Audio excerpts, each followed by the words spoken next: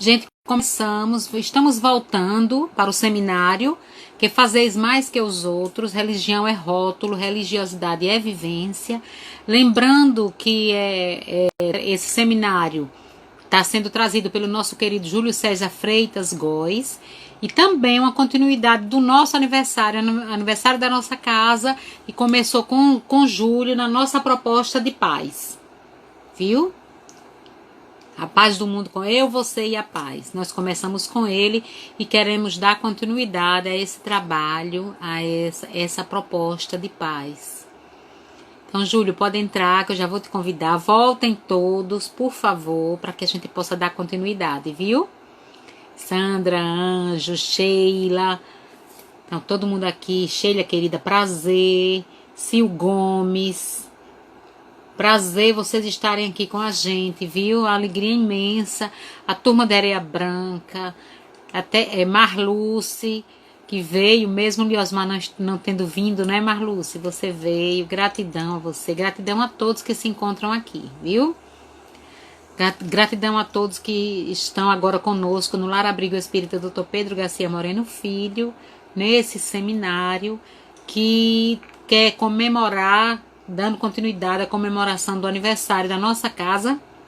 Inclusive, nós fizemos o segundo aniversário na nossa sede própria, nós fizemos na data do dia 27, que no dia 28 foi feriado, foi um domingo, e a gente finalizou em agosto. Aí estamos em agosto, começamos em julho e estamos concluindo agora o nosso aniversário, agora no dia 29, olha ele aqui, chegou, Júlio.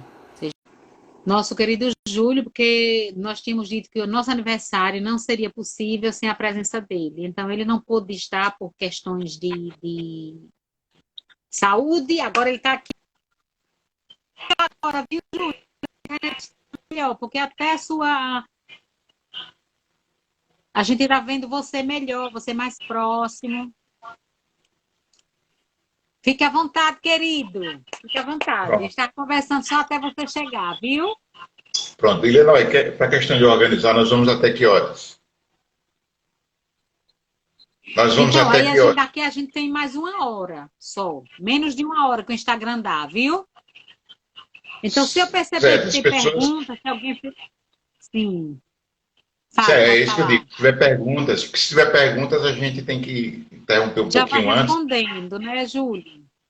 Adaptar a nossa... Adriana, se quiser fazer pergunta a Júlio, pode fazer, viu? Quem quiser fazer pergunta a Júlio, sinta à vontade.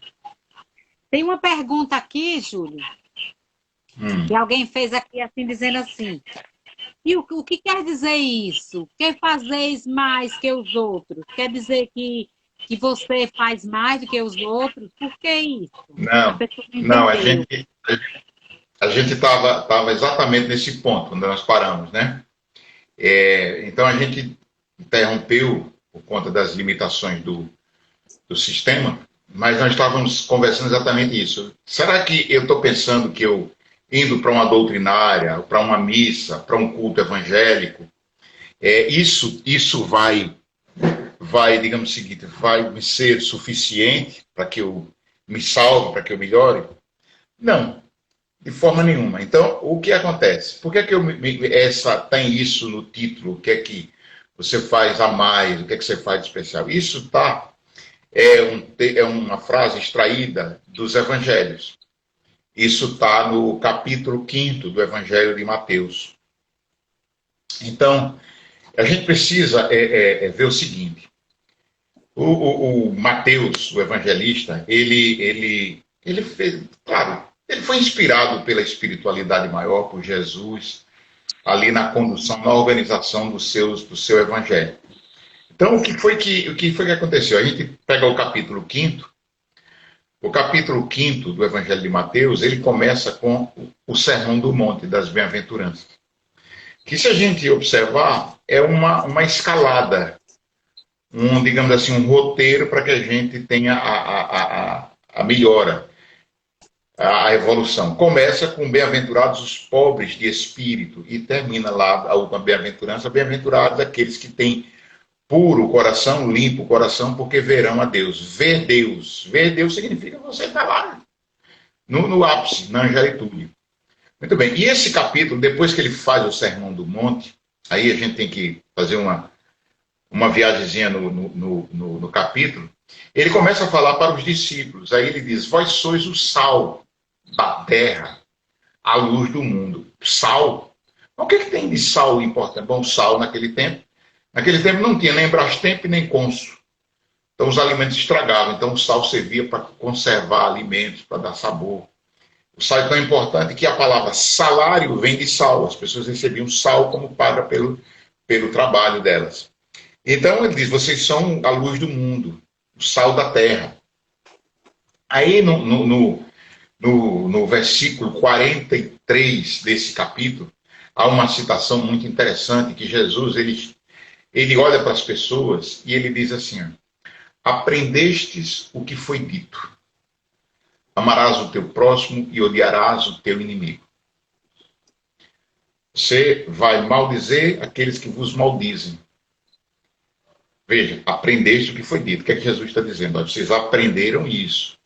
Vocês interiorizaram esse sentimento.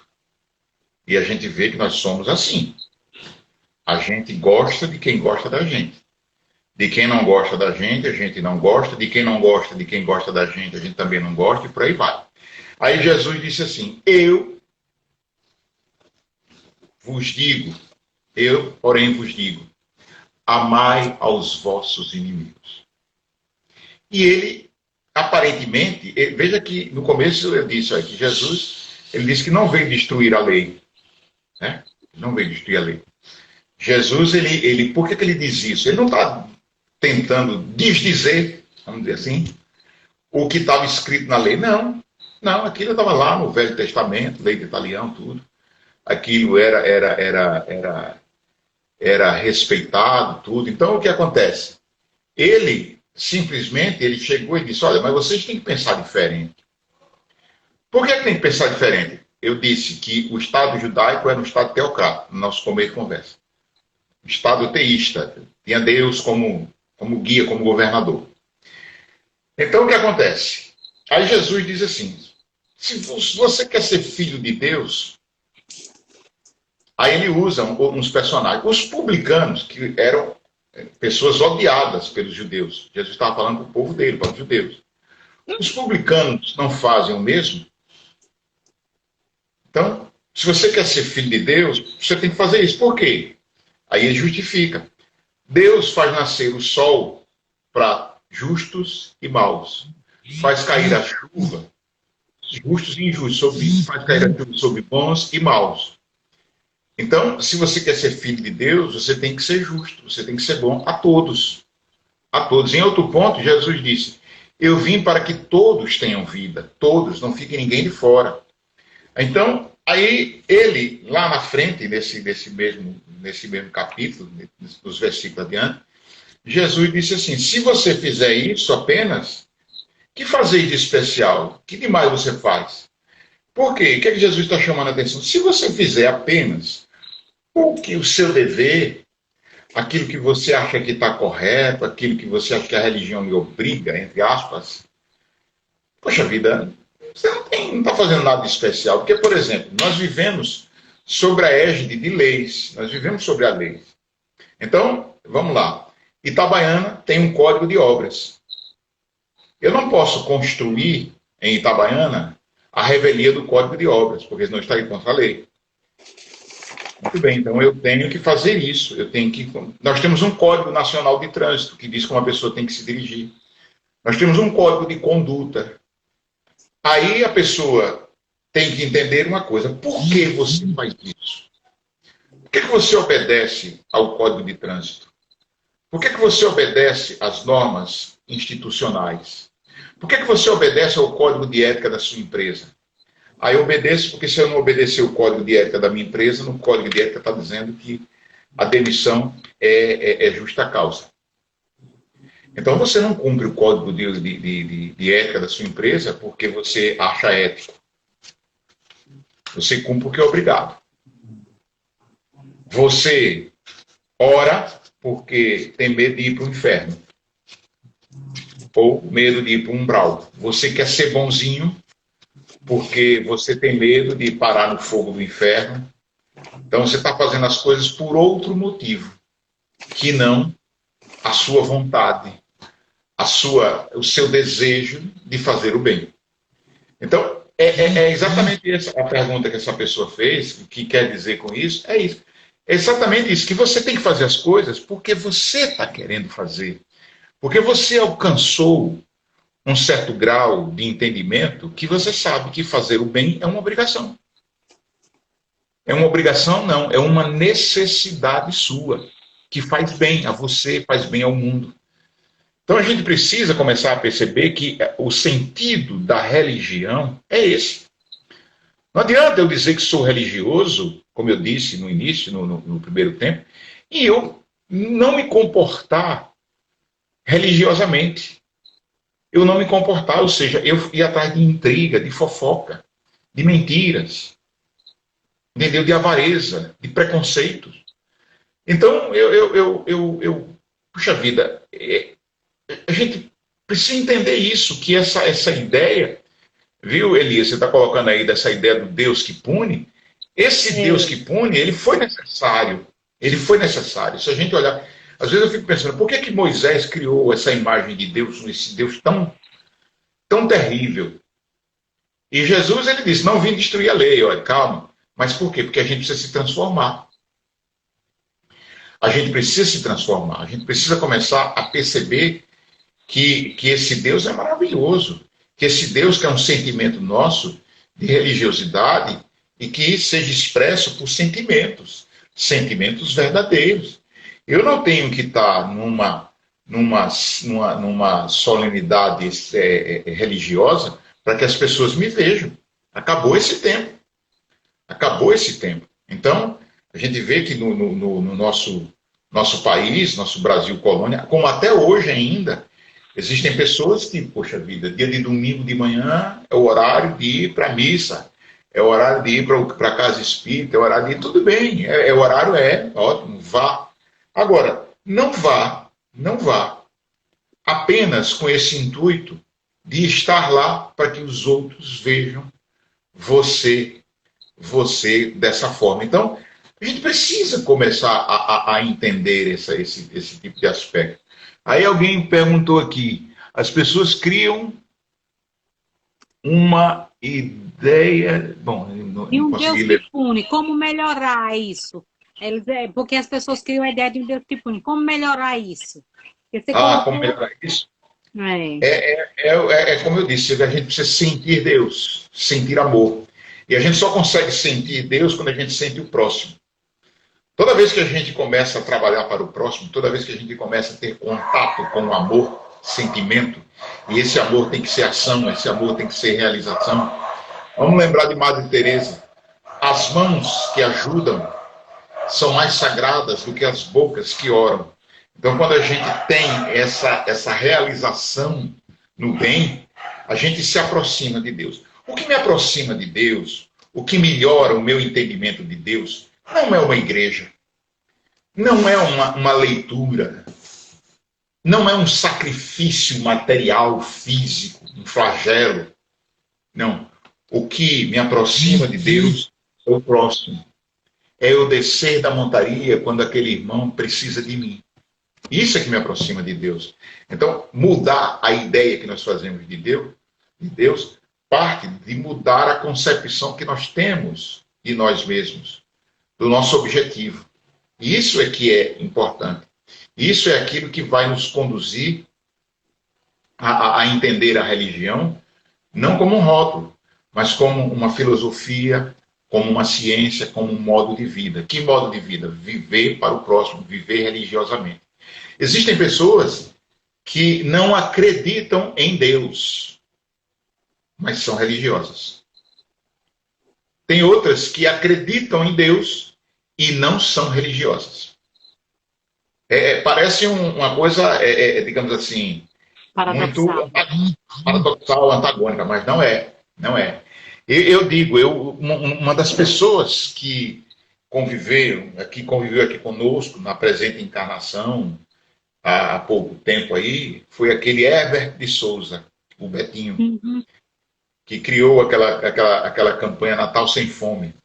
Veja só, Betinho, ateu, como ele dizia, convicto, não acreditava em Deus. Não acreditava em Deus.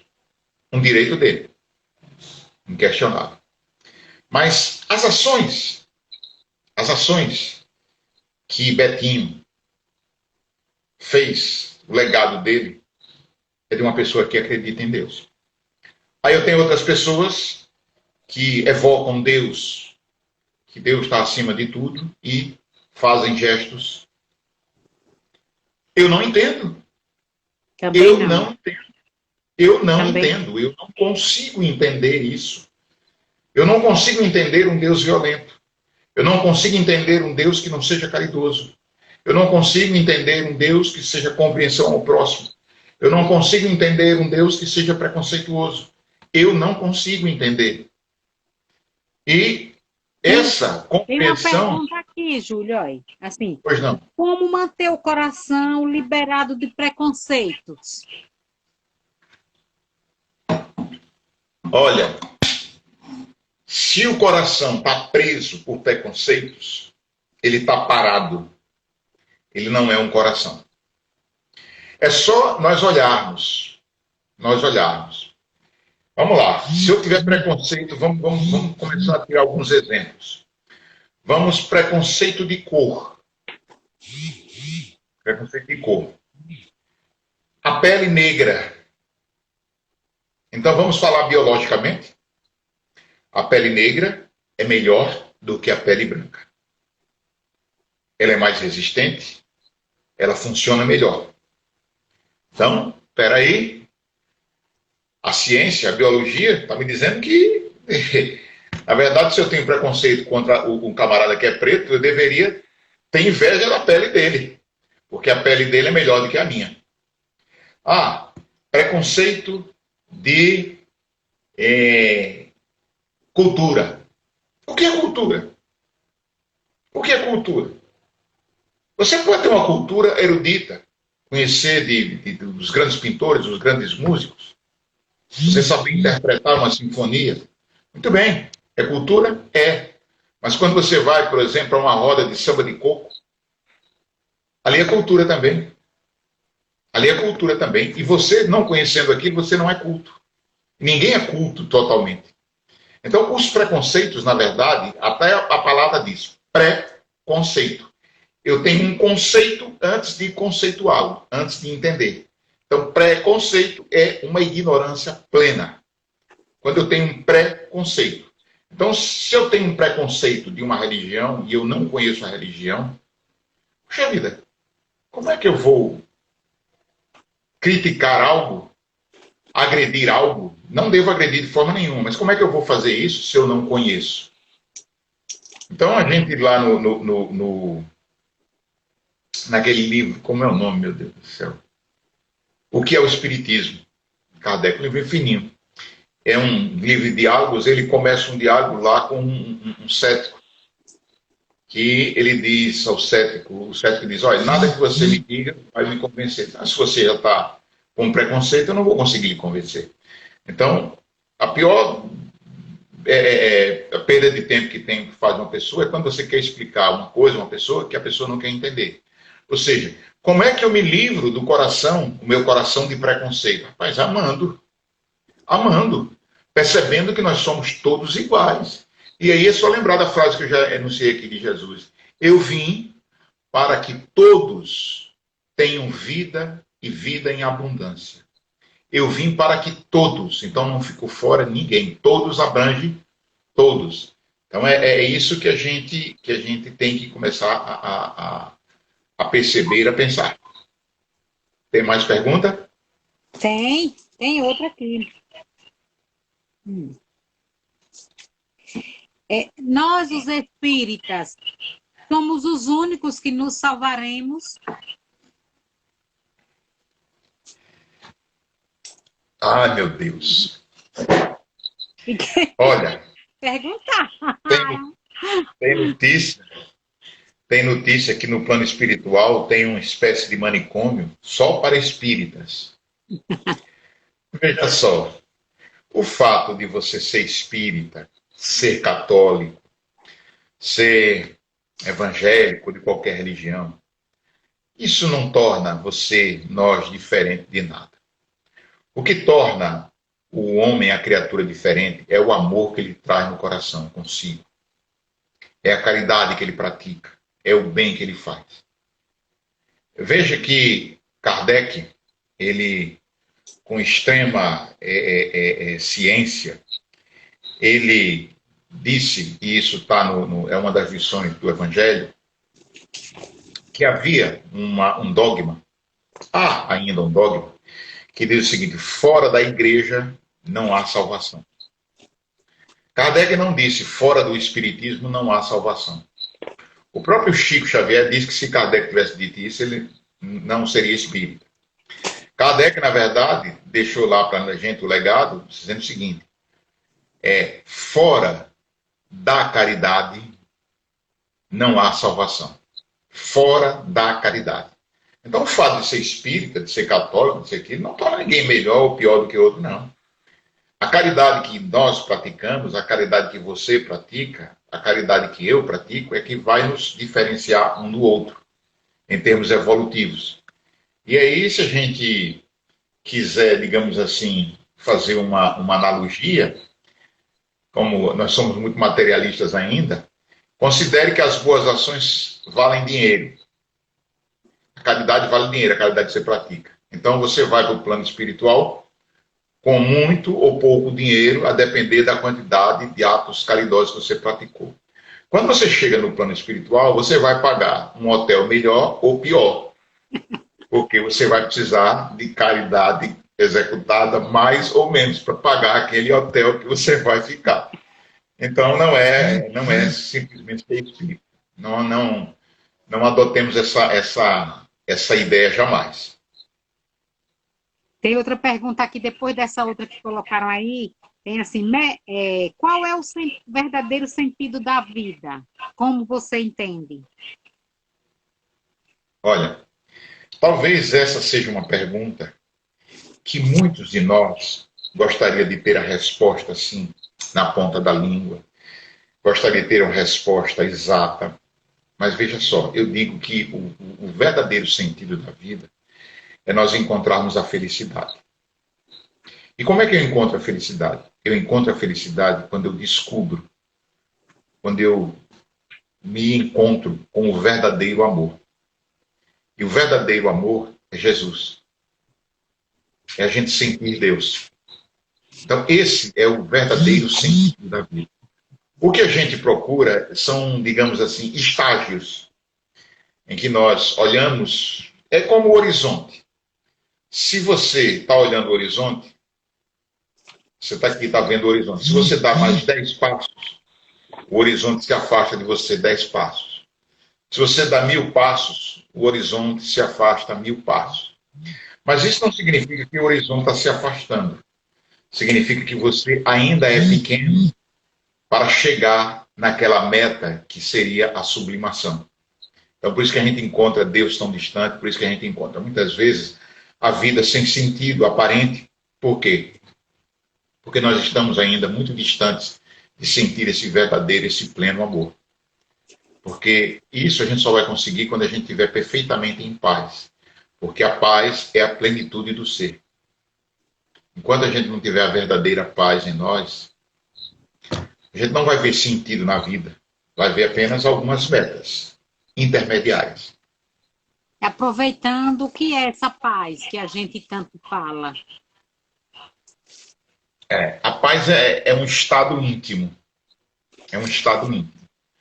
Porque a gente muitas vezes confunde a paz com a ausência de um estado belicoso, de guerra, de conflito.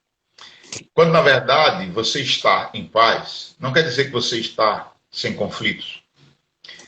Estar em paz significa que você está conseguindo administrar com harmonia os seus conflitos, que você está conseguindo enfrentar com harmonia, com equilíbrio, as suas dificuldades. Significa que você está conseguindo manter essa serenidade mesmo com as coisas acontecendo à sua volta, as mais adversas e indesejáveis. Isso é que é a verdadeira paz. Vamos imaginar o seguinte, vamos imaginar o Cristo, quando ele estava no seu momento último ali, pregado na cruz. Ele estava em paz. Mas não era uma paz do mundo, era a paz dele. Porque para a gente admitir um estado de paz numa situação daquela é inimaginável. Mas nós temos que entender que o Cristo é o Cristo. É um ser perfeito. Então, por isso que eu digo que paz é a plenitude do ser. Quando você atinge a plenitude da paz, você atinge o clímax, o nirvana, como chamam os. Então, a gente precisa começar a perceber isso, entendeu?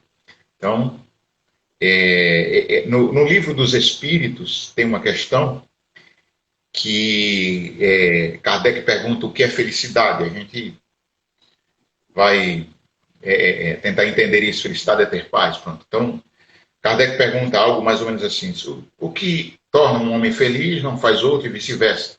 Será que nós temos alguma coisa que podemos dizer que é comum a todos, que dá felicidade? Aí a espiritualidade diz o seguinte: na vida material é a posse do necessário.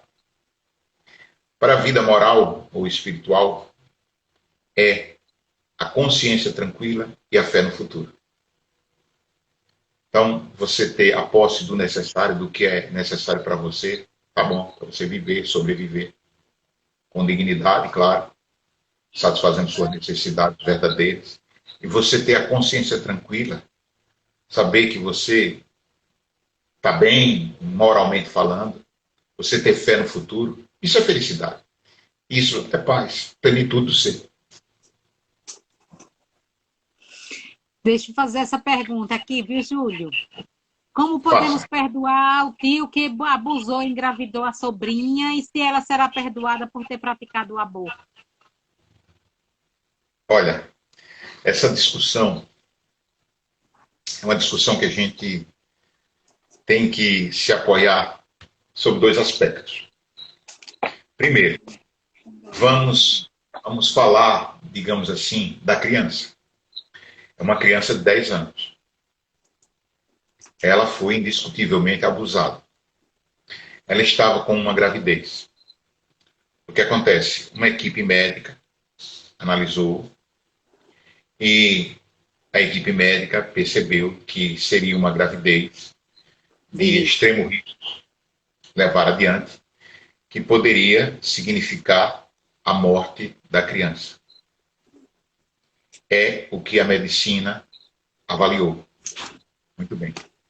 No livro dos Espíritos, há uma questão, é 300 e pouco, eu não lembro, em que, deixa eu ver, eu estou com ele aqui, mas deixa eu ver se eu acho. Mas vai perder tempo. Aí a espiritualidade pergunta se é lícito o aborto. E a espiritualidade deixa bem claro que o aborto, ele é um crime. É um crime. É praticado por quê? Porque a gente não sabe qual é a necessidade do espírito encarnante, qual é a necessidade dos espíritos envolvidos no digamos assim, no drama. Mas também a espiritualidade afirma que no caso de uma gravidez coloca em risco a vida da mãe, aí a espiritualidade diz, é preferível salvar uma vida já consolidada do que uma vida que está por vir. Então, questão 359, deixa eu ver se é isso. Bom, eu não vou pegar o livro não, mas tá aí, alguém disse, 359. Então, o que acontece? Baseado nessa questão do livro dos Espíritos, nessa reportagem, poxa, a criança, ela não cometeu um aborto. O aborto foi feito para salvar a vida dela. Muito bem. Ela cometeu um crime? Eu não sei, eu não quero julgar. Eu não sei quais são as necessidades encarnatórias. Mas o que acontece é o seguinte, o tio da menina, ele é uma pessoa que merece todo as nossas orações, todos os nossos apelos, para que ele seja iluminado, porque ele fez isso consciente da maldade, eu não sei, consciente do ato em si, do mal que poderia fazer. Eu não sei até que ponto a gente pode dizer que teve consciência. O que eu quero dizer é que nós estamos numa era em que nós precisamos começar a buscar o entendimento dos nossos irmãos. Não é a aceitação do erro das pessoas, não é ser conivente. A gente tem que aprender a entrar na lama e não sujar os pés. Nós temos que ser sóbrios, porque daqui a pouco nós estaremos defendendo posições que são contrárias às ideias de Cristo, às ideias da religiosidade. Daqui a pouco eu vou ser a favor de punições, como castração, como pena de morte, como isso, aquilo. Então a gente precisa ter equilíbrio. A gente precisa ter equilíbrio.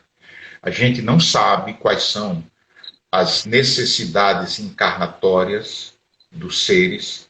A gente não sabe quais são as agruras, as vicissitudes que nós precisamos passar na presente encarnação. Isso não nos dá o direito, por não saber, de julgar isso ou aquilo, se é certo ou errado.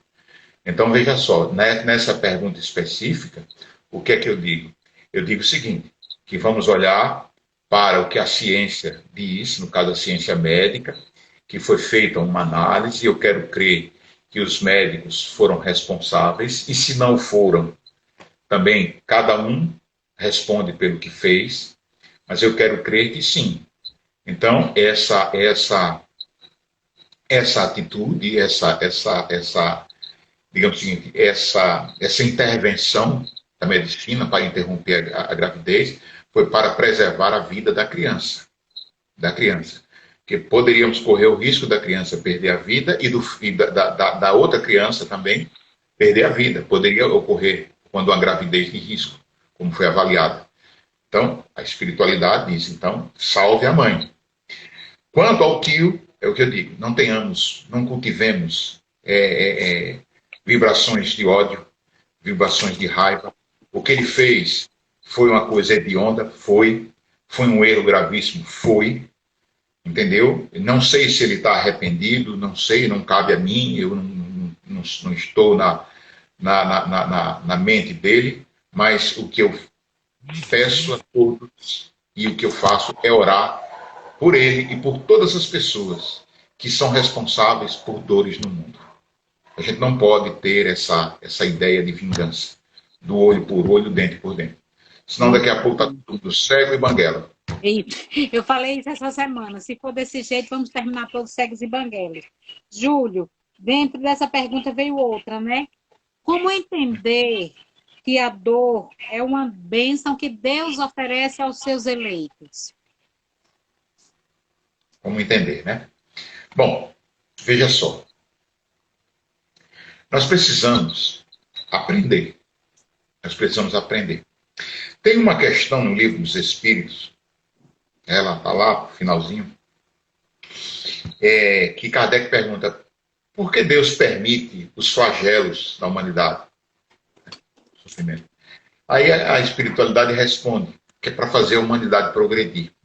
E depois, em outra pergunta, logo depois, Kardec pergunta, mas Deus não teria uma outra maneira de ensinar a humanidade? Aí a espiritualidade responde, sim, e tem, e faz, e ensina.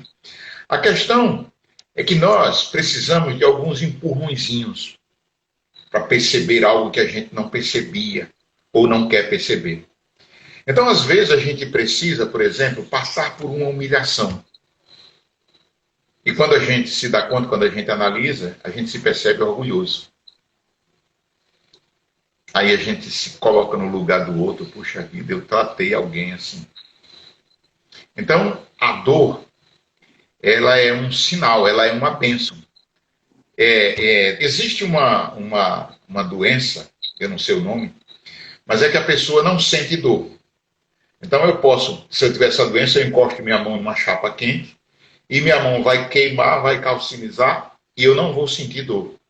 Então, por esse aspecto, a dor é uma bênção. Então a gente vai começar a recuar disso. Então, a gente precisa, às vezes, conhecer a escuridão para aprender a dar valor à luz. Eu digo a vocês, por exemplo, vocês sabem que eu estou passando por um processo de saúde um tanto complicado, porque eu tive que ser submetido a duas cirurgias em caráter de emergência e vou ser submetido a outra para corrigir, fazer a reconstrução do trânsito intestinal e uma cirurgia de um certo risco, né?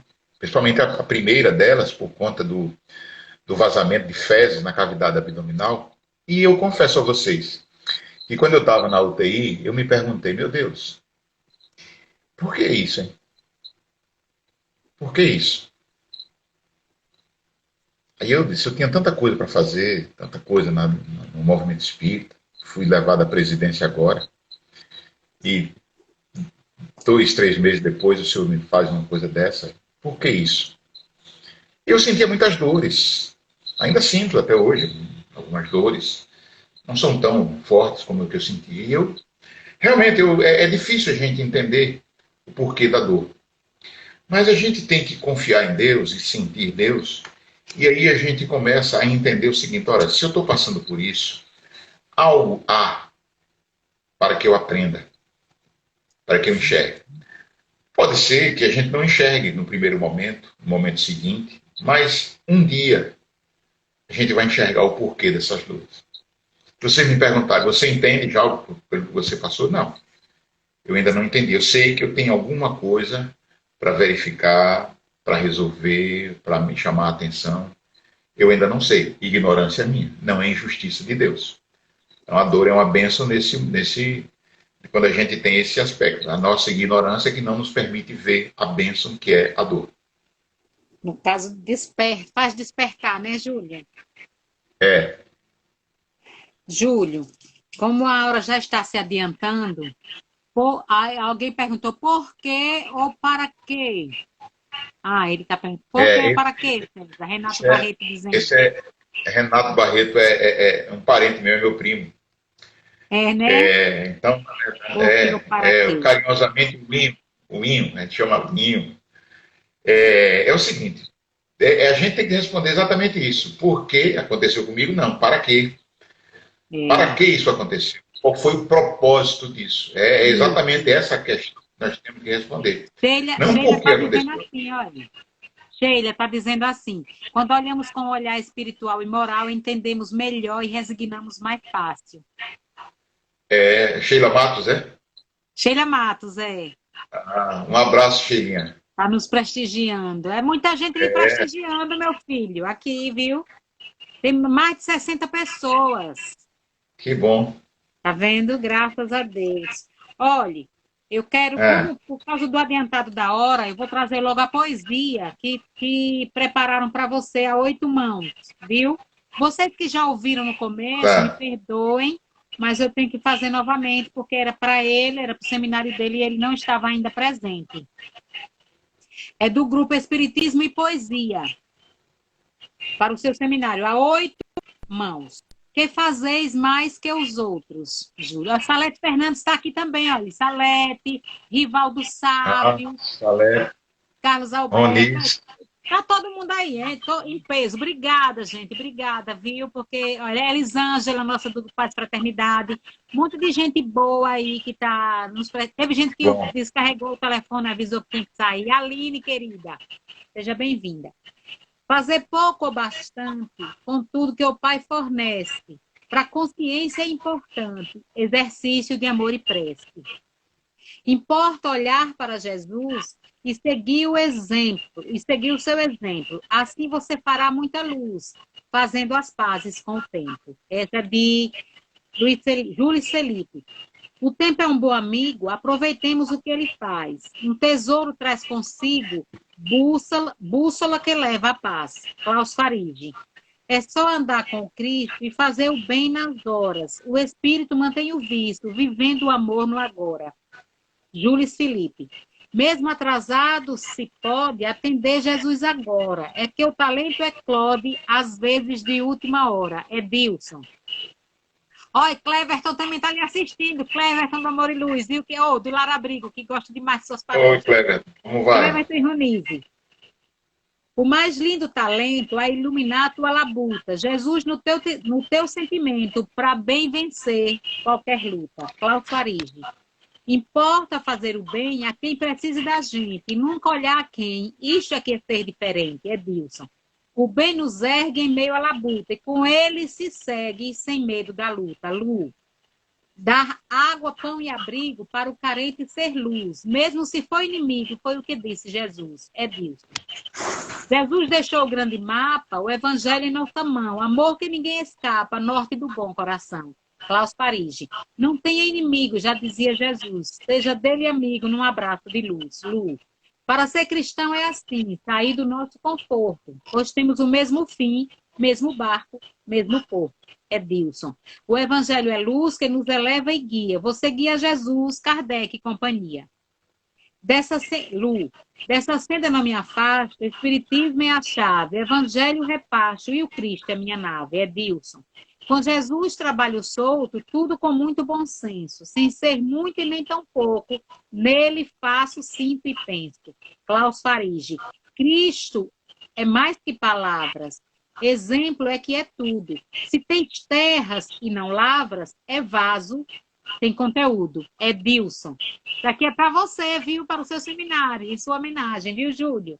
É do grupo Espiritismo e Poesia, a 8 mãos, que fazeis mais que os outros. Aqui nós temos Salete, que está agradecendo essa fim de tarde iluminado, Ronise, Neide Almeida, Ciene, Clara Uélia, tem um monte de gente aqui que está lhe prestigiando.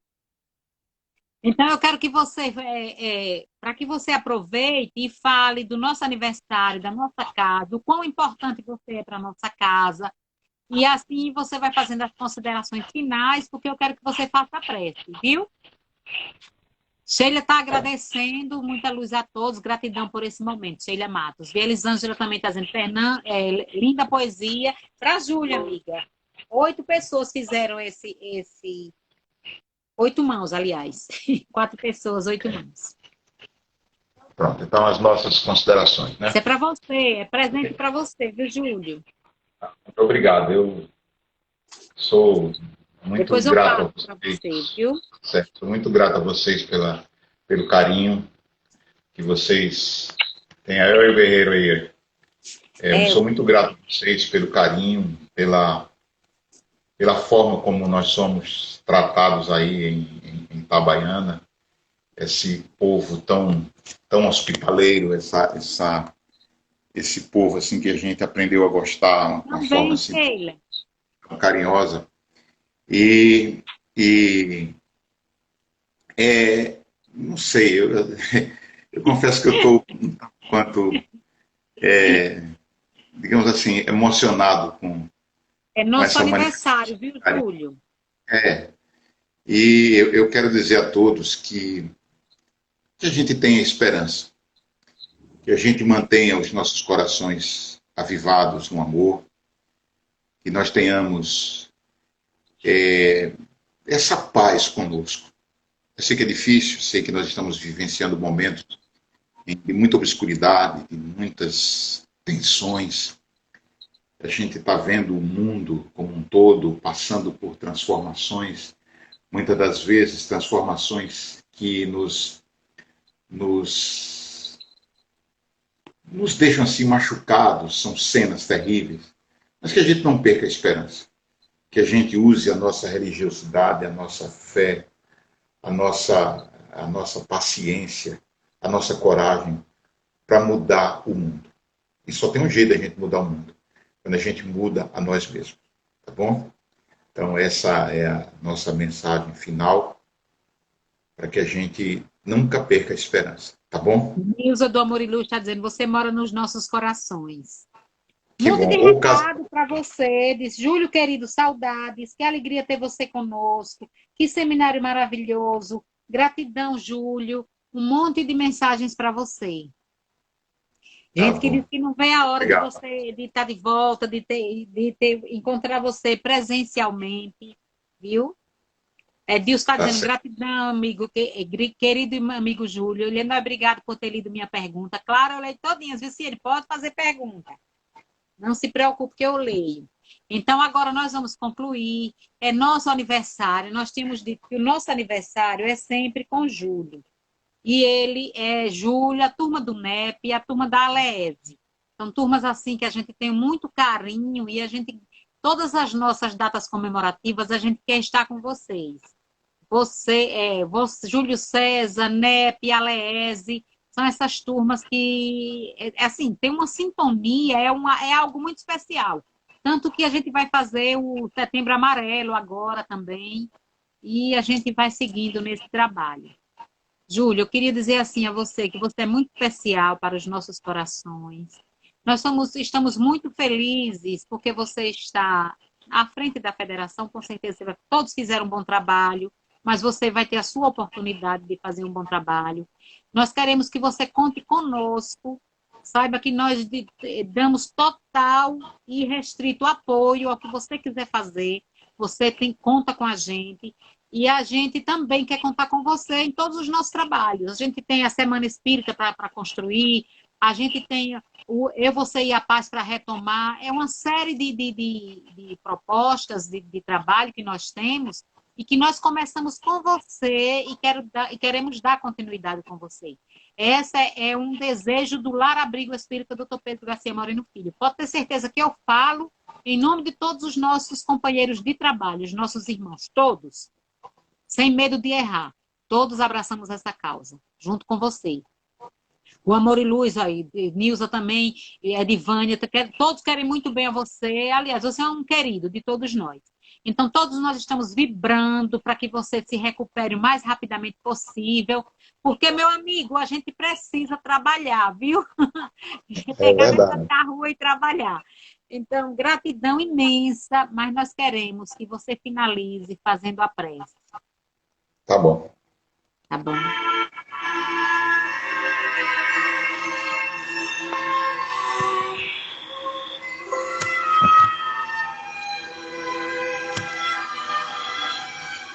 Vamos unir o nosso pensamento e rogar a Deus as suas bênçãos. Senhor, clareia-nos o entendimento, a fim que conheçamos em suas consequências os caminhos já trilhados por nós. Entretanto, faze-nos essa concessão mais particularmente, para descobrirmos sem enganos as estradas mais retas que nos conduzem à integração com os seus propósitos. Alteia-nos o pensamento, não somente para identificarmos a essência de nossos próprios desejos, mas, sobretudo, Senhor, para que aprendamos a saber quais os planos que traçastes a nosso respeito. Iluminai-nos a memória, não só de modo a recordarmos com segurança as lições de ontem, e sim, mais especialmente, a fim de que nos detenhamos no dia de hoje, aproveitando-lhe as bênçãos em trabalho e renovação. Auxilia-nos a reconhecer as nossas disponibilidades. Todavia, Senhor, concede-nos semelhante amparo, a fim de que saibamos realizar com ele o melhor ao nosso alcance. Senhor, ensina-nos a encontrar a paz na luta construtiva, o repouso no trabalho que edifica, o socorro na dificuldade e o bem nos supostos males da vida. Inspira-nos, ensinando-nos a valorizar os amigos que nos enviastes. No entanto, mais notadamente, ajuda-nos a aceitá-los como são, sem exigir-lhes espetáculos de grandeza ou impostos de reconhecimento. Amplia-nos a visão para que vejamos em nossos entes queridos não apenas pessoas capazes de auxiliar-nos, fornecendo-nos apoio e companhia, mas, e principalmente acima de tudo, na condição de criatura que nos confiaste ao amor, para que venhamos a encaminhá-los na direção do bem.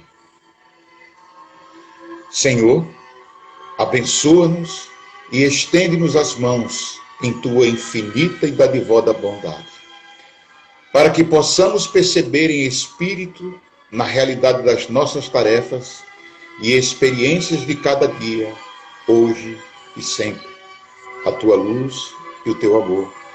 Que assim seja, Senhor. Que assim seja. Olhem, gratidão ao Paz e Fraternidade, ao Mensageiros da Caridade, ao Irmandade Pedro Garcia Moreno, filho de Frei Paulo. Eu vi gente aqui assistindo. A Amor e Luz, pessoal daqui também, Vaninha, Vanilza, assistindo. Enfim, todos que prestigiaram o nosso querido Júlio, presidente da Federação Espírita do Estado de Sergipe. Nós agradecemos, gratos, imensamente gratos, e também aos nossos trabalhadores do Lar Abrigo Espírita, Dr. Pedro Garcia Moreno Filho, que estão sempre abraçando conosco, Ronise, Clevinho, Leizinha, Laudeci, enfim, todos que se fazem presentes, todos que lhe assistiam lá na nossa casa, estão aqui lhe assistindo hoje, Júlio. Então, receba toda essa energia. Você viu, né? Eu digo que eu estou morrendo de vontade de voltar para aí. Aham. Então, receba. Eu vou comer cuscuz no dia que você vier. A Adriana disse assim, seja. Vamos comer cuscuz junto com ele, né, Ronise? Então, querido, Deus te abençoe, Deus te ilumine, Deus te envolva de muita paz, de muita luz, muita saúde para você. Gratidão. Amém, minha irmã. Amém, minha irmã. Fique em paz. Tchau.